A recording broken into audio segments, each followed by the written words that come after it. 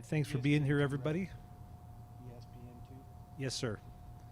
Montana takes on Tennessee State for the first time ever on Saturday in the first round of the FCS playoffs here in Missoula. And we will start with Coach Hawk. We've got center Cade Klimzak with us and safety Jackson Lee. We'll start with Coach, your final thoughts after last week's game. And it's a new season. Montana gets ready to head to the playoffs for a 28th time. Your initial thoughts on Tennessee State? Great, thanks, Tapes.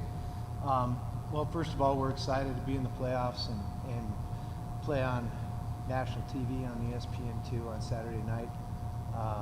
And certainly congrats to Coach George and Tennessee State on being in the field.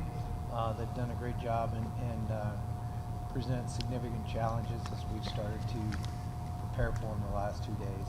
As soon as we found out yesterday morning when we got on it, they do a lot of good things. So a couple things that stick out.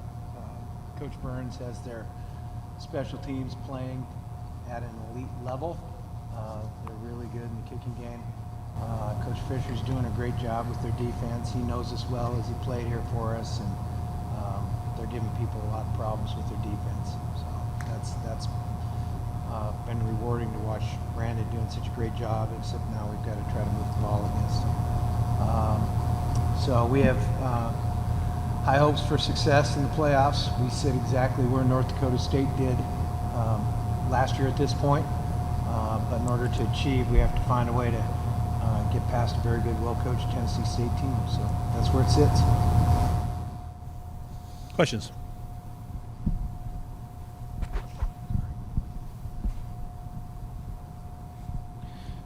Bobby, you said the special teams playing at an elite level. What is it that they do so well at an elite level, and what stands out about their kick return game, running back 2 kicks for scores?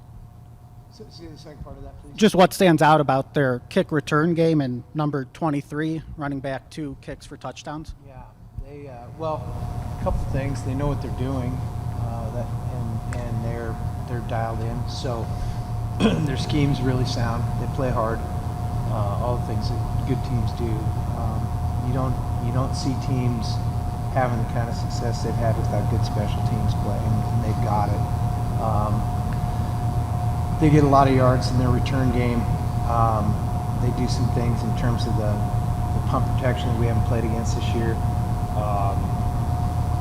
They're really physical in their kickoff coverage.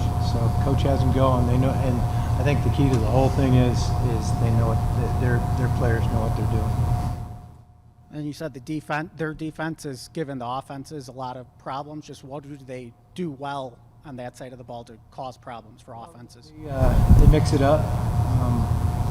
We don't know how they're going to play us, but they mix it up. They've got a variety of fronts and coverages. And, they're a very game planned system where they tweak their scheme to what they think's best week in, week out. So they're kind of hard to prepare for. And Jackson, for you, just senior year, what does it mean for you to be back in the playoffs again, your final year? Yeah, obviously this is where we want to be sitting every year, like we have been in the past. And, we're 0-0 right now going into the new season, and we just got to go 1-0 every week and see where that takes us. So. And then Cade, if I remember, you said you were watching Montana's playoff run last year and wanted to come be a part of that. So now that the playoffs are here, what does it mean to you to be in the playoffs, and how does the prospect of a playoff and a bracket compare to maybe just playing for a bowl game there at Central Michigan? Yeah, it's obviously an exciting thing. I think it means a little bit more, being able to make a big playoff run and just getting the chance to compete and be 0-0 like Jackson said. And I'm excited for it. It'll be something new for me, and I'm looking forward to it.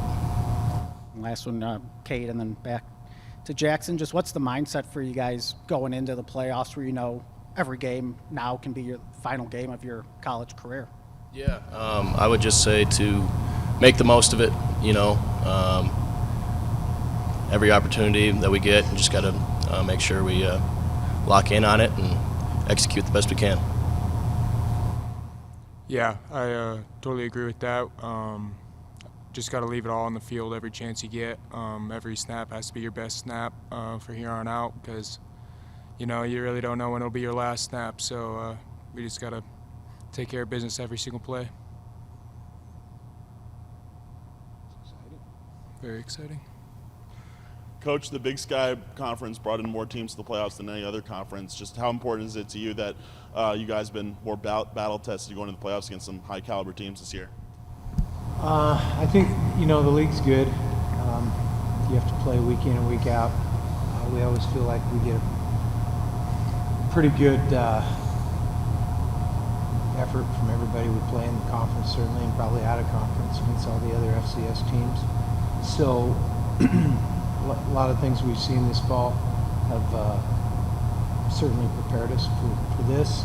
I also think one of the fun things about the playoffs is when you're matching up against a team that you have no familiarity with. It's always intriguing, and I think it adds to the excitement and fun.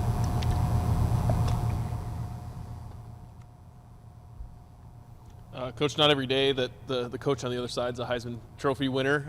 Jackson said he didn't even know who Eddie George was, but what for you, what's that like? Because I think the general fan will see that name and think that that's kind of cool. Well, I don't know Coach. I'm certainly followed his NFL career. He's a beast. He's fun to watch. But I think some of the other familiarity, we have people that know Keith Learns, and obviously Brandon Fisher's the defensive coordinator, played for us here. And, Jeff's been involved, so it's a team that we haven't played, don't have any crossover with. However, we know a lot about them just because of some of the personnel. Their personnel director, Lance Zeno, played for us at UCLA in the early 90s, so we know guys on their staff. And then you touched on defense and special teams, but offensively, what stands out with them? Well, they're like everybody else. They're 11 and 12 personnel. Quarterback's a playmaker, so we got to have an idea on how we're going to handle that if we can. They've got big receivers, create some matchup problems. We mentioned the kick returner, and they've got some skilled guys. We're just kind of getting into this, but those are the guys that stand out.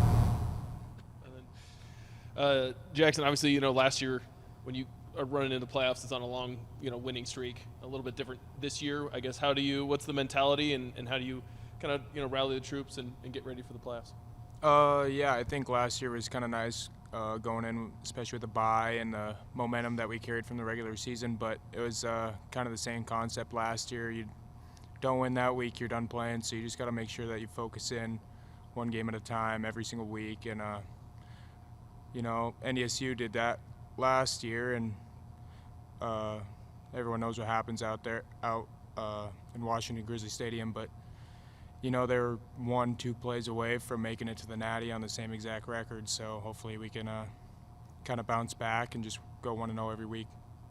And then for you and Cade, a lot of the guys this year have been saying just haven't been able to put the offense and the defense together at the same time. We've seen both sides of the ball perform well at times during the year. So I guess just what is the mentality there, knowing hey, if we are able to put them together at the same time, then we could be dangerous? Yeah, definitely. I think offense and defense both are extremely dangerous. Special teams as well. If we all get firing at the same time, I think we could be a very good football team and hopefully make a run, but that's not always the way it goes. So we just got to hope and go get that done every week. Yeah, I think it just starts with the preparation, and having trust on the other side of the ball.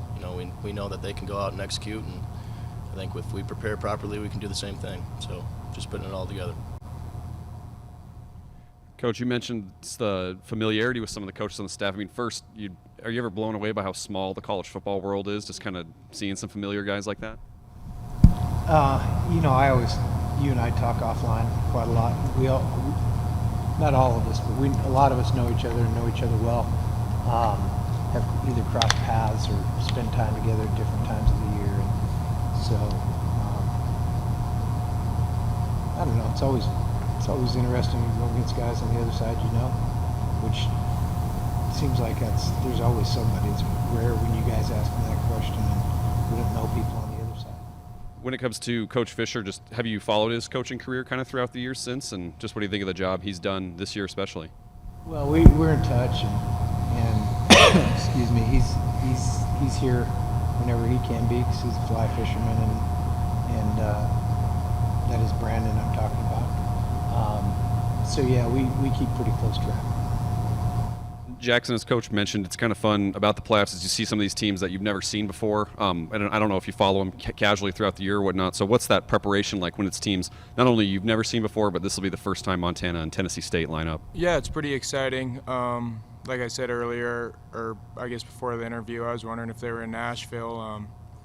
Yeah, just no familiarity at all, and it's really exciting to kind of face someone new and a new matchup from someone down south. So that's pretty cool. Coach, what do you remember about Brandon as a player?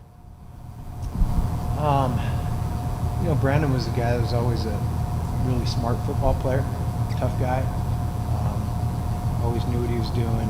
Was able to direct traffic on the defensive side of the ball, and you see why he grew up around football, and it's very innate to him what's going on out there. So, plus, coming out of high school, he was like a National Football Foundation scholar athlete. So on top of that, all he's really smart.